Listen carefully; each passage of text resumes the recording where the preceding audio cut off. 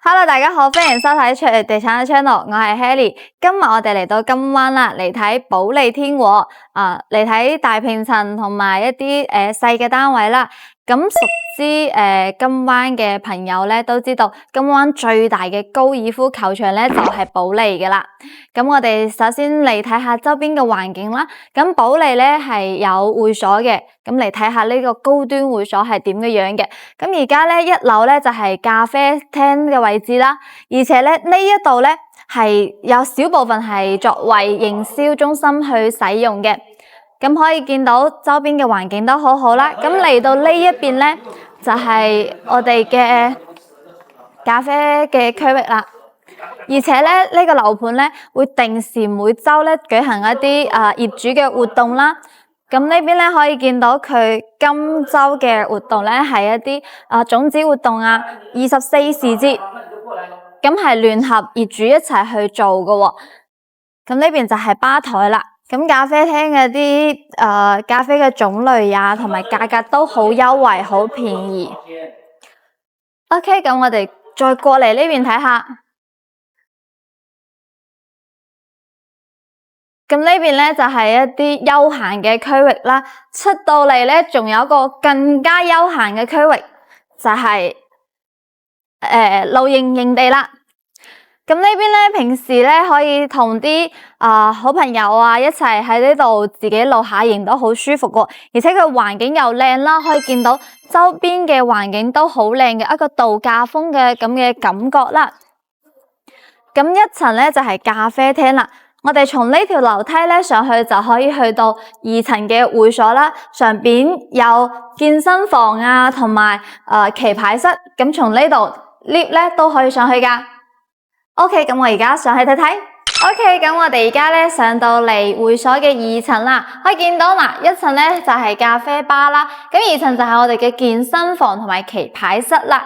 咁跟我過嚟咧，呢邊咧就係一個招待嘅前台啦。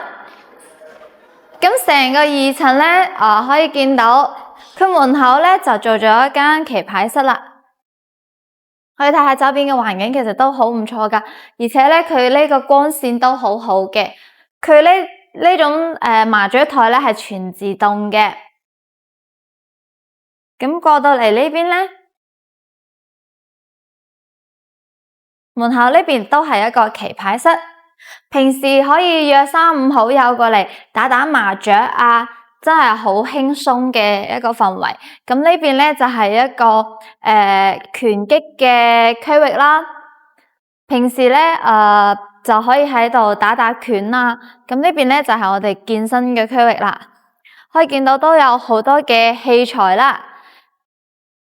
咁過到嚟呢邊咧就係一個瑜伽室啦。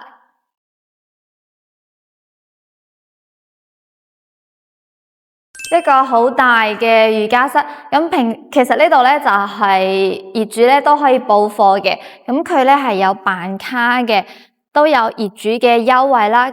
咁仲有一個區域就係呢邊咧係可以打台球、桌球噶。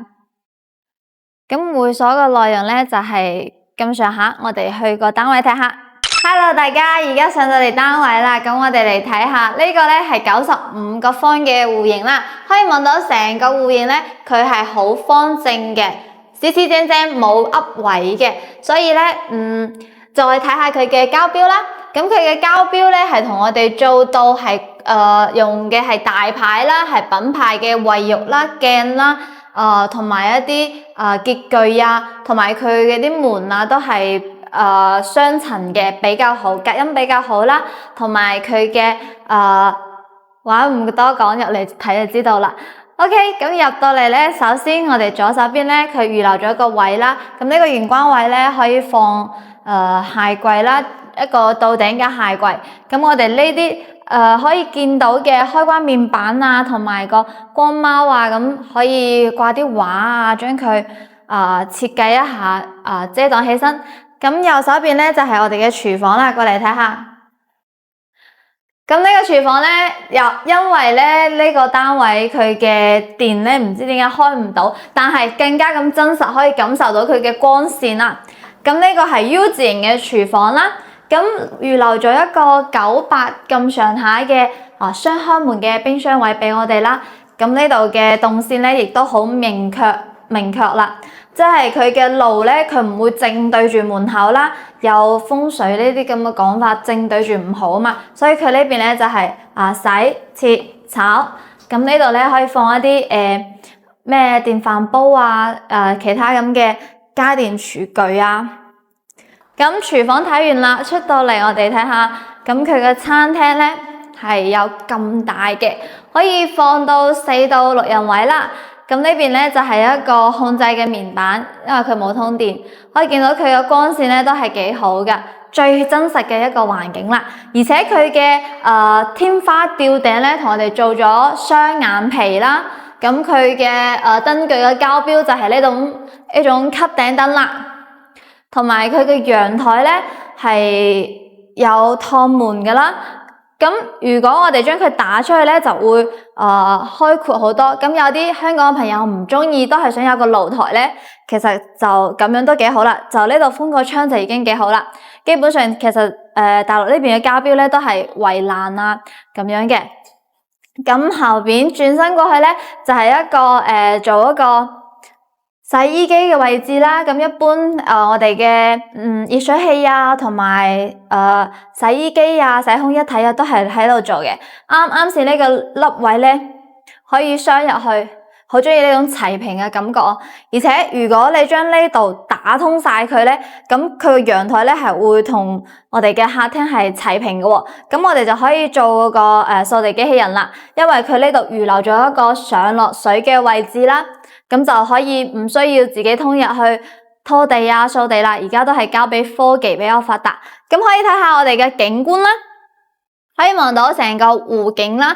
咁前面咧就係我哋嘅別墅區嘅景觀啦。咁亦都可以感受到佢呢度咧係好安靜嘅，就算佢靠近馬路咧，但係都唔會話好嘈啊。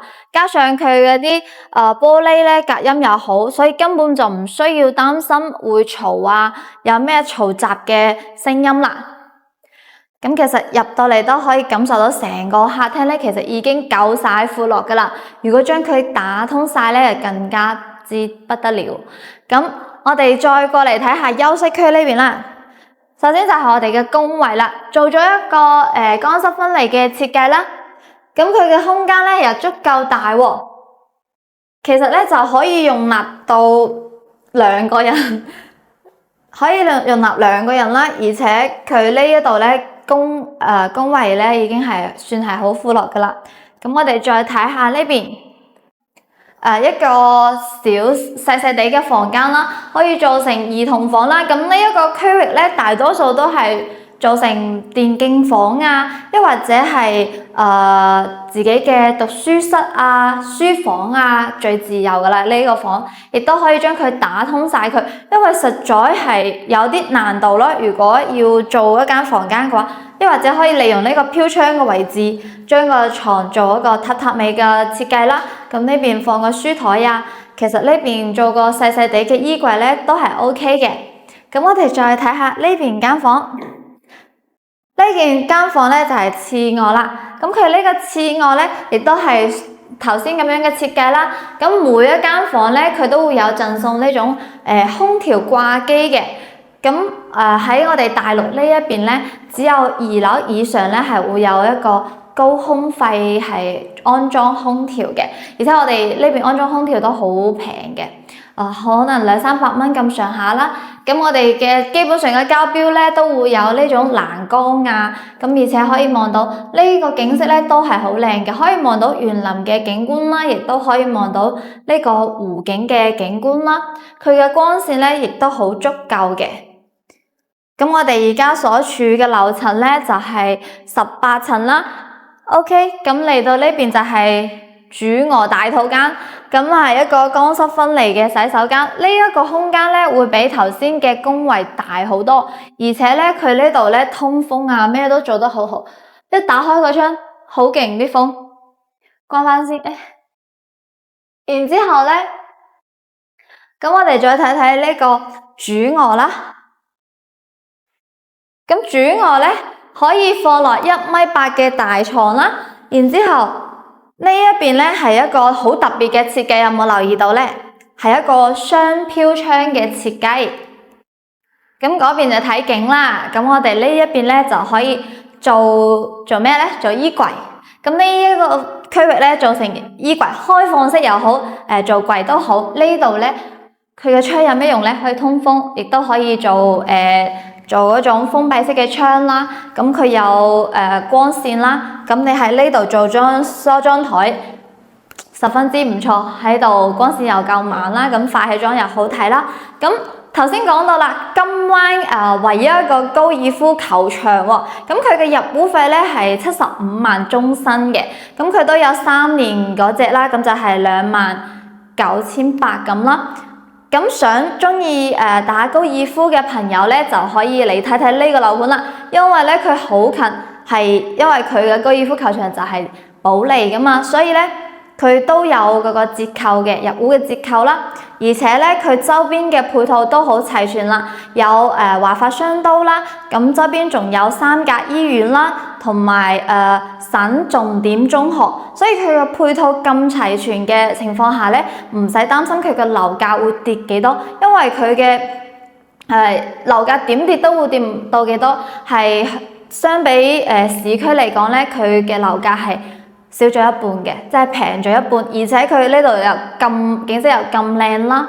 咁如果係中意退休啊、旅遊養老啊，真係可以考慮下呢一個樓盤。咁我哋出到呢邊講啦，咁可以感受到周邊嘅環境都好好。今日呢一個單位咧係95個方嘅。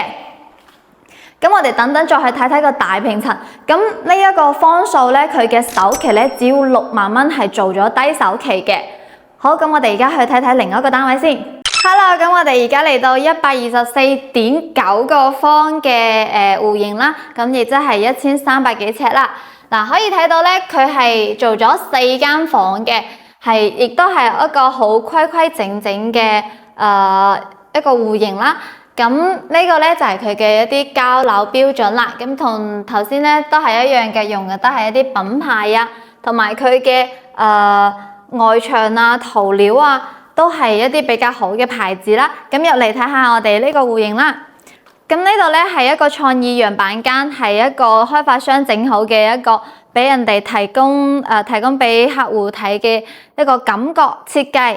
咁首先咧呢度咧入嚟其實係間房嚟嘅。頭先講到係做咗4間房啦，咁呢一間房咧佢將佢打通咗。咁就做咗一個大環廳嘅設計啦，做一個開放式嘅書房啦。咁而且佢嘅陽台亦都係拓咗出去。咁咧佢嘅空間咧大好多，而且好開闊喎，可以望到成個湖景嘅景觀啦，望別墅景啦，部分嘅園林景啦。咁呢度咧就可以擺你嘅健身器材啦。平時我哋就可以喺呢度做下 gym 啊，運動下，即係稍微輕鬆下自己嘅一啲設計啦。咁開放式嘅書房啦，可以喺呢邊辦公啦。咁就係佢嘅一個設計啦。咁你如果係你自己打通咧，亦都可以加入一啲你自己嘅 design 啦。咁過到嚟呢邊咧，佢打通之後咧，佢成個空間咧開闊咗好多，而且佢嘅睇睇佢嘅天花板啦，其實佢頭先我哋見過佢嘅膠標啦，咁只係佢喺呢個基礎上面加咗啲燈飾啊，其他啲射燈啊咁樣。咁佢呢邊咧就係做咗一個弧牆板嘅設計啦。咁我哋可以都可以加入自己嘅一啲 design 啦，同埋佢嗰個牆同埋佢個陽台門打出去咗之後咧，佢呢啲係做咗一個包邊嘅設計啦，咁樣柔和唔少，所以你睇到佢嘅感覺咧會開闊好多，同埋唔會有咁鋒利咁。咁呢邊咧就係我哋嘅一個餐廳嘅位置啦，可以坐到4到6人位啦，而且佢嘅咁如果話係佢嘅雪櫃要放邊度咧，可以放呢邊。因為咧可以見到一個開放式嘅廚房，係佢已經冇咗嗰個冰箱位啦。佢原本咧佢係呢邊係向呢邊嘅，佢嘅廚房嘅門口咧係向呢邊嘅。佢而家做嘅係一個開合式嘅，可以中西結合嘅關翻呢個門窗咧，就係一個封閉式嘅，咁就我哋煮菜啊、炒菜嘅時候咧，就唔會有油煙味啦。OK， 咁我哋成個客廳咧講完，睇翻呢一個陽台，佢係一個雙陽台嘅設計，可以望到成個園林嘅景觀啦。其實都係好開揚嘅，可以感受到。咁頭先講到啦，佢呢個咧都係一個交標嘅標準啦，都係唔會幫你封窗噶啦，露台嘅設計。咁佢呢邊咧最好嘅就係幫你已經整好埋呢一啲自己唔中意可以拆咗佢，但佢已經幫你整好埋洗衣機嘅位置啦，同埋呢度係熱水器放熱水器嘅位置啦，同埋外牆都會幫你整好呢啲咁嘅插蘇噶啦。OK， 咁我哋平時嘅晾衫咧就晾喺呢度，咁樣就可以慳翻個空體機啦，而且陽光去晾曬咧更加殺菌環保啲。咁入嚟呢邊咧就係我哋嘅工位啦，都係一個乾濕分離嘅設計，而且咧係望陽台嘅，係望園林嘅嗰邊係。OK，咁你睇下呢間房，咁呢一間房咧，佢係擺落咗一張1.5米嘅床啦。咁佢呢度仲可以放落一個床頭櫃喎。咁你嘅飄窗咧係贈送嘅啦，因為佢呢度得房率都 OK 嘅。咁我哋嘅衣櫃咧就可以做一個開放式嘅，掛喺呢一邊，其實都夠位噶。只不過佢擺咗一個比較大少少嘅床頭櫃啦。咁呢間房咧可以作為兒童房啊、公主房啊。咁呢一個位置咧都係擺落一張1.5米嘅床啦。咁坐喺呢度可以見到呢個湖景嘅景觀啊，同埋別墅嘅景觀，十分之開揚嘅。基本上每一間房咧，佢唔會有西曬位啦。咁由朝到晚都會有陽光，但係又唔會咁多啦。咁呢邊我哋嘅主人大套間都係做咗一個乾濕分離嘅洗手間，個空間好大。佢做嘅咧係呢種3節疊嘅趟門嘅設計啦。非常之安全，因為有啲門咧，你係咁樣推入去嘅。如果你咁樣推入去嘅話咧，個人喺度就如果暈咗或者有啲咩事情發生咧，就非常之唔方便啦。所以呢一種門咧係最安全嘅。好，咁我哋再睇下我哋嘅主人房啦。主人房可以睇到肉眼咁見到好大。嗱，頭先話嘅設計咧，佢呢個飄窗位咧，佢係做成咗咁樣嘅。透明式嘅，反而仲顯得個衣櫃比較通透啦。佢呢個設計，佢係利用咗個飄窗位。其實一般嚟講咧，可能個衣櫃會咁樣做成一個步入式嘅衣帽間啦。咁呢邊咧就係我哋一個書台啦，又有景啦，又有景色啦，又有採光啦，十分之唔錯呢一個位，而且佢又夠晒大喎，可以參考下呢個設計啦。而且佢頭先講到嘅雙飄窗嘅設計，可以咁樣做之外咧，都係睇咁靚嘅景觀嘅。咁佢咁充足嘅空間之餘咧，仲可以放落一張1.8米嘅大床，唔好話1.8米，其實2米都 OK。而且佢嘅過道嘅闊都係好啱嘅。其實喺呢邊都做過床後嘅衣櫃都綽綽有餘，佢嘅空間。OK， 咁呢成個嘅設計咧，成個樣板間我哋就睇晒啦。咁佢呢一個戶型咧係124.9個方，咁佢嘅總價咧係220萬。你哋覺得呢個價值唔值咧？咁相對於市區嘅價格咧，其實我覺得已經係好值噶啦。而且咧，佢仲係可以部分啲單位可以睇到高爾夫球場啦。咁如果對呢2個單位有興趣嘅朋友咧，不妨過嚟睇下，自己親身咁樣去感受下。